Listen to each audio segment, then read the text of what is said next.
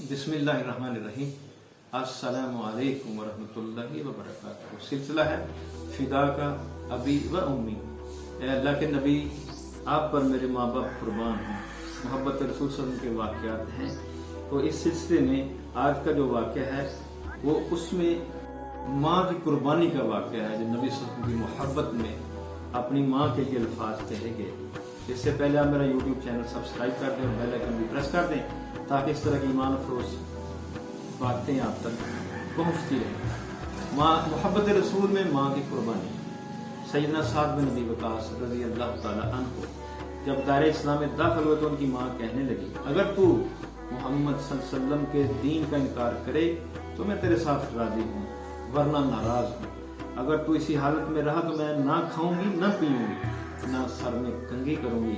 सैयदना साद बिन अबी वक़ास रज़ी अल्लाह तआला ने अपनी माँ को कहा कि ऐसा नहीं हो सकता कि मैं दीन मोहम्मद को छोड़ दूं, बल्कि तू भी मुसलमान हो जा।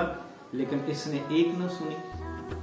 आखिरकार सैयदना साद ने अपनी माँ को कहा, अल्लाह की कसम, अगर तुम्हारी 1000 जानें भी होती और सब एक एक करके निकल जाती तो मैं अपने दीन की एक चीज को भी न छोड़ता। एक दूसरी रिवायत में ये अल्फाज हैं, ऐ मेरी माँ, अगर तुम्हारी 100 जानें होती और वो सब भी मेरे सामने एक एक करके निकल जाती तो फिर भी मैं अपना ये दीन ना छोड़ता।